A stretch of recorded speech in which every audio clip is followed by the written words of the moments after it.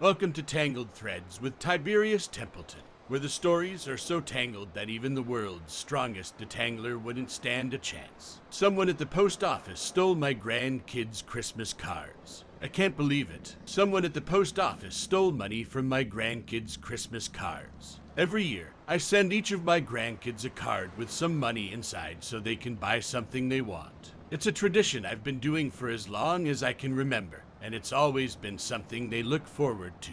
But this year was different. When my grandkids received their cards, they were ripped open, and the money was gone. I was devastated. How could someone do something like that? These cards were meant to bring joy to my grandkids, and now they had been ruined. How funny. This actually has happened to me before. How peculiar. I called the post office to report the theft, and they said they would look into it. But I didn't hold out much hope that they would find the culprit. It was a busy time of year, and the post office was probably overwhelmed with packages and letters. As the days went by, I couldn't shake the feeling of anger and frustration. How could someone be so heartless as to steal from innocent children? I wanted justice, but I didn't know how to go about getting it. And a week later, I received a call from a local detective. He told me that they had arrested a postal worker who had been stealing from the mail. It turned out that this person had been stealing from dozens of people, not just my grandkids. I was relieved to know that they had caught the thief, but I was still upset about what had happened. I decided to go to the post office to see if I could get any more information about what had happened.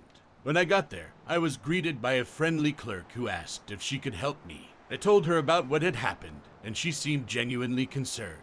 She took me to the back room where the mail is sorted, and showed me the machines that do the work. It was all very fascinating, but I couldn't help feeling a sense of unease. I knew that this was where the thief had been working, and I couldn't shake the feeling that they were still out there somewhere. As I was leaving the post office, I noticed a man standing outside. He looked like he was waiting for someone, but he seemed out of place. I couldn't put my finger on it, but something about him just seemed off. I walked past him and got into my car, but I couldn't shake the feeling that I was being watched. I looked in my rearview mirror and saw that the man was still standing there, staring at me. I quickly started my car and drove away, feeling a sense of relief as I put some distance between us. When I got home, I couldn't stop thinking about what had happened. I decided to call the detective back and tell him about the man I had seen outside the post office. He thanked me for the information and said that they would look into it. A few days later, I received a call from the detective. He told me that they had identified the man I had seen as the postal worker who had been stealing from the mail. They had caught him in the act, and he had confessed to stealing from my grandkids' Christmas cards. I was shocked and relieved at the same time. Shocked that someone could be so heartless, but relieved that justice had been served. The thief was going to be held accountable for what he had done, and I knew that my grandkids' cards were safe. Well, that story was a wild ride that I'm not sure anyone asked for. As always, I'm on the edge of my seat waiting to hear what you have to say about this story. Please do share in the comments section below. Time for a new story to unfold. Me and my son had an accident on my four-wheeler. I'm a 30-year-old father and husband, and I love spending time with my family. One of our favorite activities is riding our four-wheeler around our large backyard. It's always been a fun way for us to bond and enjoy the outdoors. Yesterday, my 6-year-old son and I decided to take the four-wheeler out for a spin. We put on our helmets and strapped in, revving up the engine and feeling the wind rush past us. We were having a blast, laughing and shouting as we rode around the yard. But then we hit a bump. It was just a small one, but it was enough to make us lose control. The four-wheeler tipped over, throwing us both off and slamming us into the ground. I scrambled to my feet, heart racing as I saw my son lying still on the grass. I rushed over to him, praying that he was okay. But as I got closer, I could see that he was hurt. His arm was bent at an unnatural angle, and there was blood trickling down his forehead. My stomach churned with guilt and fear as I scooped him up in my arms and carried him inside. Oh no, I pray that he is fine. Let's keep reading. My wife was waiting for us, and she gasped when she saw my son's injuries. We rushed him to the hospital, where the doctors quickly assessed his condition. Thankfully, my son's injuries were not life-threatening, but they were still serious. He had a broken arm and a concussion, and he needed stitches for the cut on his forehead. It was a huge relief to know that he would be okay, but I couldn't shake the feeling that I had failed as a father. As we sat in the hospital waiting room, I couldn't stop thinking about the accident. I had always been so careful when it came to my son's safety, but in that moment, I had let my guard down. And as a result, my son had been hurt. My wife tried to reassure me, telling me that accidents happen, and that it wasn't my fault, that I couldn't shake the feeling that I had let my son down. The next few days were a blur of doctor's appointments, and nursing my son back to health. He was a trooper, never complaining about the pain, and always eager to play with his toys or watch cartoons. And every time I looked at him, I was reminded of my own carelessness. I knew I had to do something to make it up to him. So I decided to plan a special outing for just the two of us. We would spend the day doing all of his favorite things and making memories that would hopefully replace the bad ones from the accident. The day of our outing arrived, and I was determined to make it perfect. We started off by going to the park and playing on the swings and slides. Then we went to his favorite restaurant for lunch, where he got to order whatever he wanted.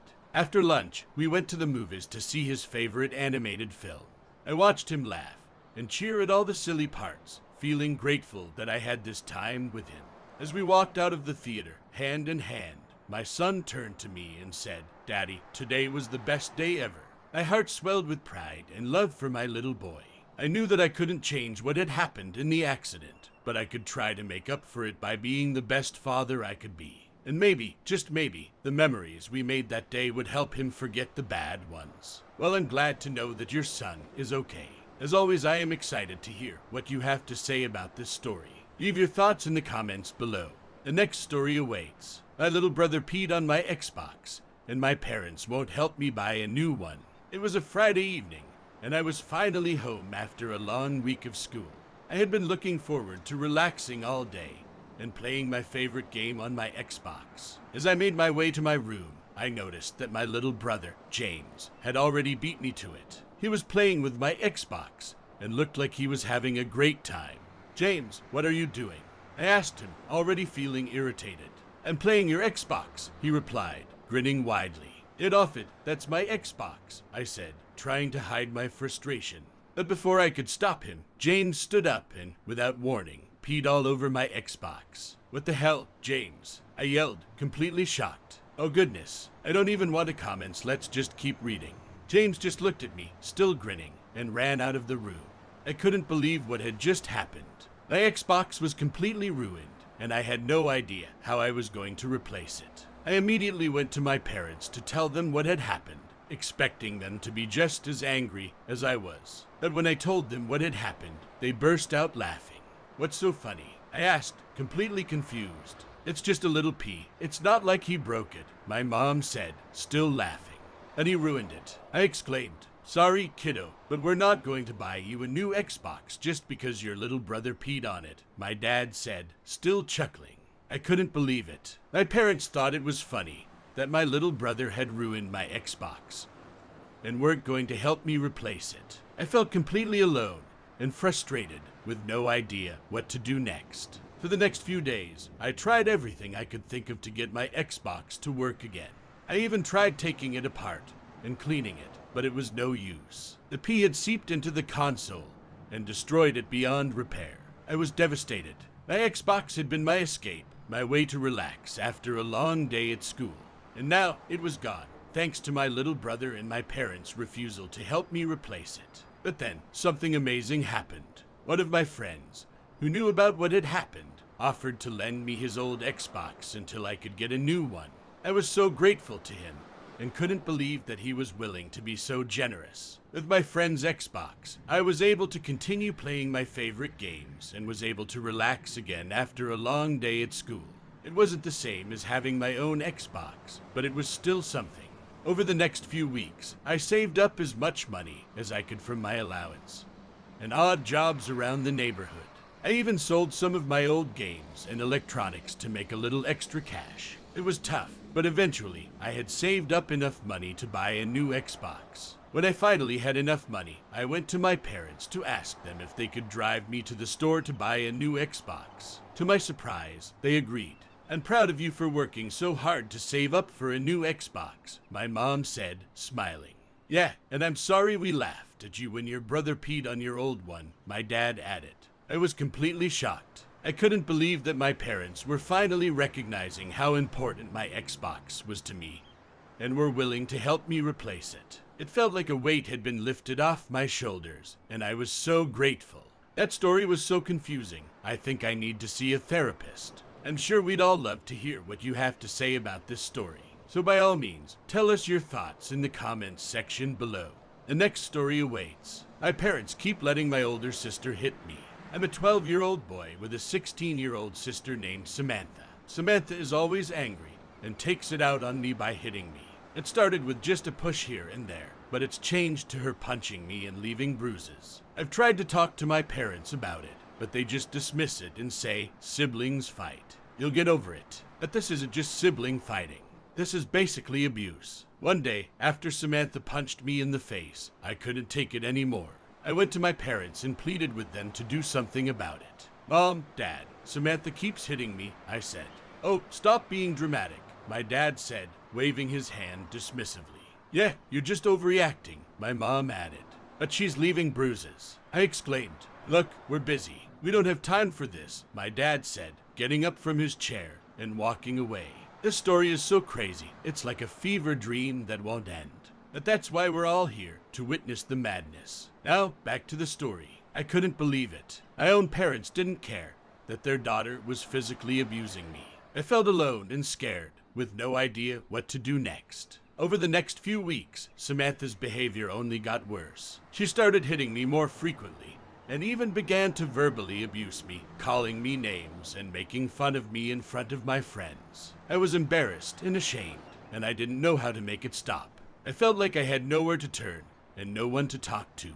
But then, one day at school, I overheard a teacher talking to a student about how to deal with bullying. It was like a light bulb went off in my head. Maybe I could use some of those tactics to deal with Samantha. The next time Samantha tried to hit me, I tried something new. Instead of just taking it, I stood up to her and told her that her behavior was unacceptable.